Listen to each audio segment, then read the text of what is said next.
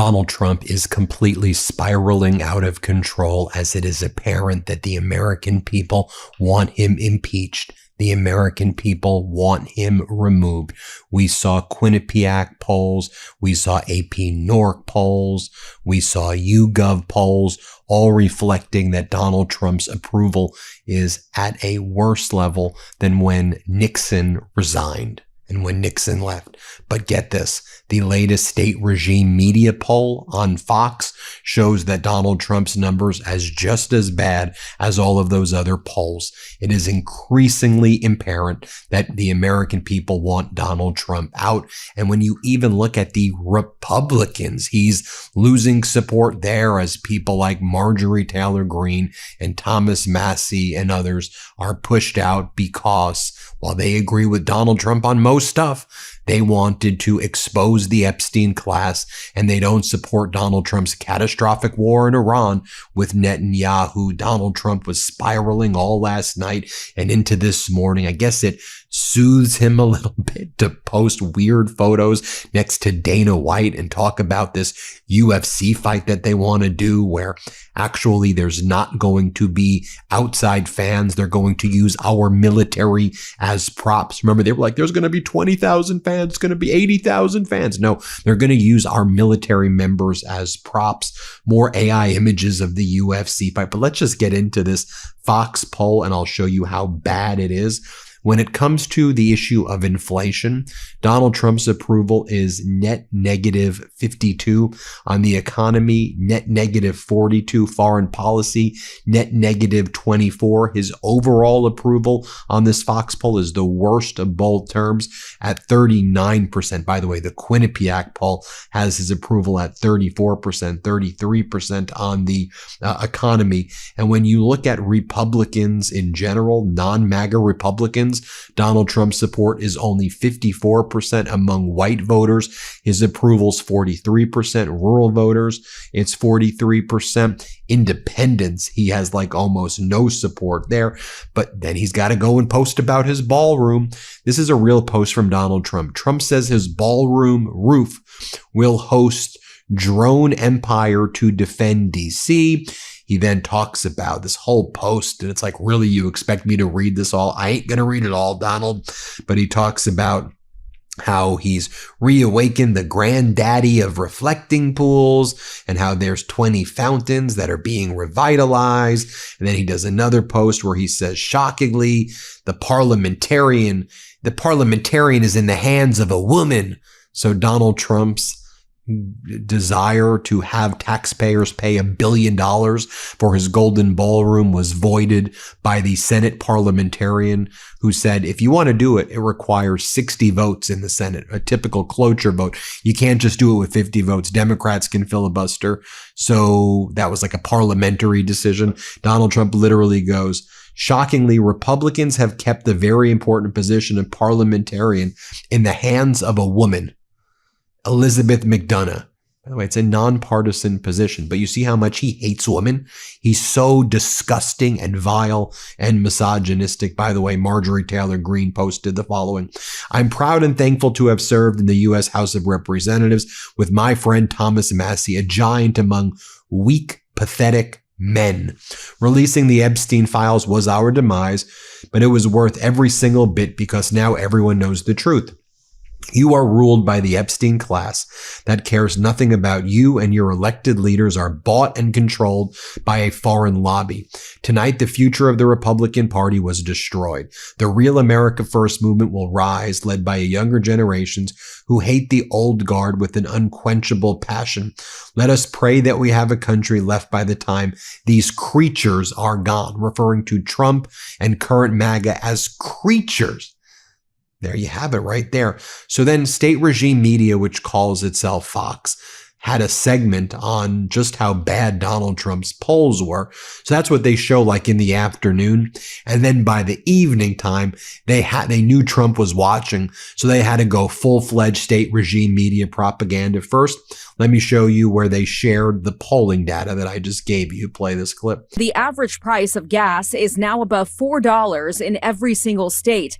And just 5 months ahead of the midterms, new Fox polling shows 58% of respondents say the cost of living is their top economic worry. That's up 8 points from February. And 71% disapprove of the president's performance on the economy. And then you had Kellyanne Conway bring on Senator Tim Scott, and here's what he said. Play this clip. Thank God President Trump fights every single day for the American people. Let's join his fight by winning.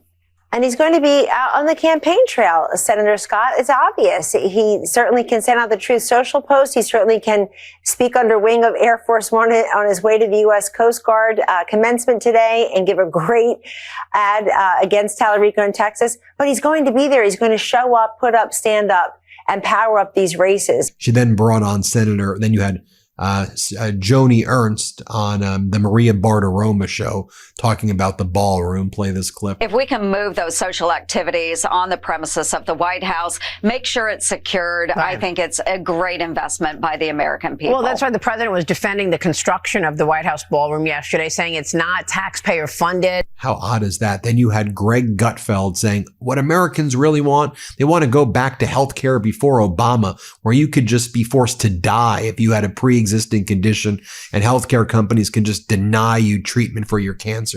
Watch how psycho this is. Here, play this clip. Anytime the government intervenes in an industry, that industry gets worse. Sure, healthcare wasn't perfect before Obamacare. Oh, but you wish you could go back to those days, don't you?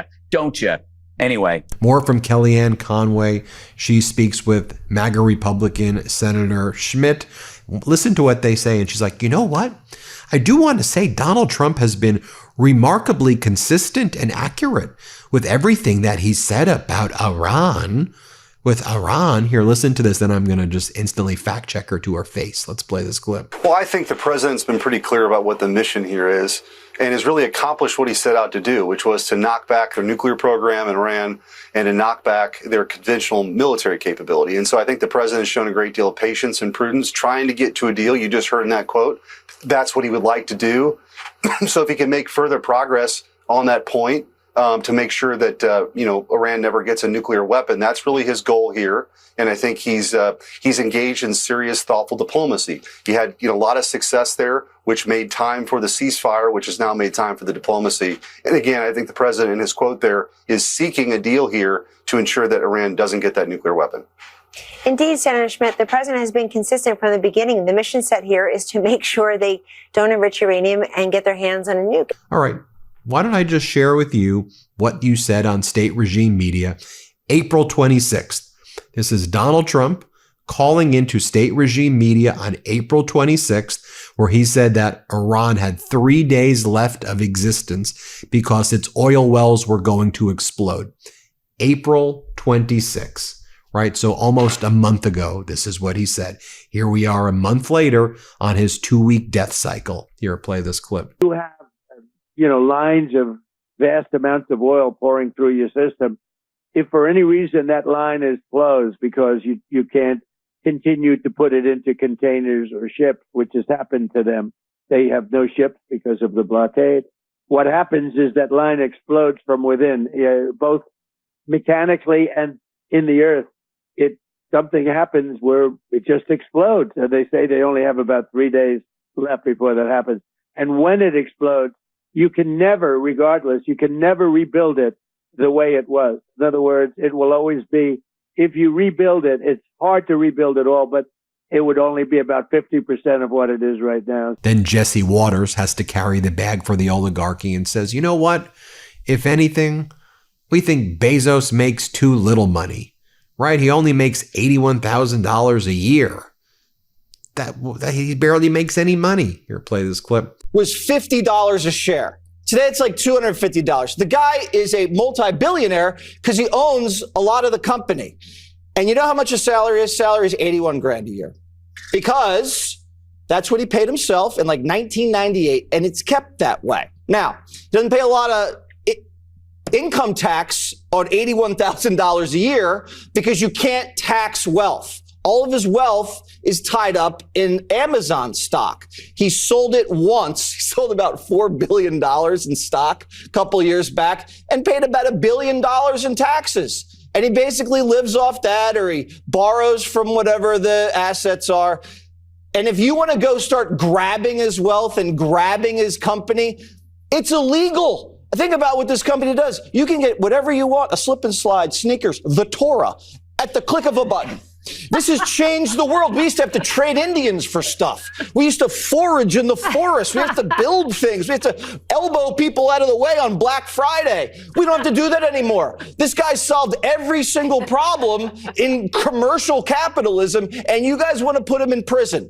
No good. Stephen Miller then threatening more war. Play this clip. That was replaced, this new team in Iran has a choice to make. They can either agree to a piece of paper that is satisfactory to the United States, or they can face a punishment from our military, the likes of which has not been seen in modern history. That's the choice that they face. Stephen Miller threatening war against Cuba. This is what they do when they're in a corner. Play this clip. American presidents for generations have tried to deal with the problem, the threat of this communist foothold just miles away from America's shores. And President Trump, through his leadership and his vision, has brought us closer than ever to the day when Cuba will be free and when Cuba will no longer be a threat to America. And then, Fox is a little bit squirming because they then have some hosts who go, yeah, it was a really bad move when Donald Trump endorsed Ken Paxton over Cornyn. Senator Cornyn's the incumbent senator in Texas. And now you have James Tallarico, the Democrat, who's polling 4 points or 5 points ahead of Ken Paxton, the impeached, corrupt AG of Texas. Here, play this clip. Yeah, I mean, John Thune thinks that John Cornyn is a supporter of Trump, and so does John Cornyn, Ben Demenich. But you got President Trump doesn't apparently believe that. Trace, you're asking someone who worked for John Cornyn for 3 years to comment on this. How am I supposed to adjudicate this? No, look, I understand the reason the president made his decision. Ken Paxton's way more loyal to him. John Cornyn is more of an independent thinker. But I also think that the unfortunate side of this for the Republicans is that they may have to spend a lot more money on Texas. And my attitude toward this is if they pick Ken Paxton, I think that national Republicans should let Texas dangle. If you break it, you bought it. You should pay for your own way forward. You should not have to cost the races in other states, including states like Ohio, Maine, North Carolina, et cetera, the kind of resources that Republicans need in order to hold the Senate, because you picked a candidate who's going to be a lot more controversial than the guy who you could have picked. There you have it, folks. Let me know what you think. Hit subscribe. Let's get to 7 million subscribers. Thank you for watching. Thanks for watching. Be sure to add the Midas Touch podcast on Apple Podcasts, Spotify, or wherever you get your podcasts for new updates every single day.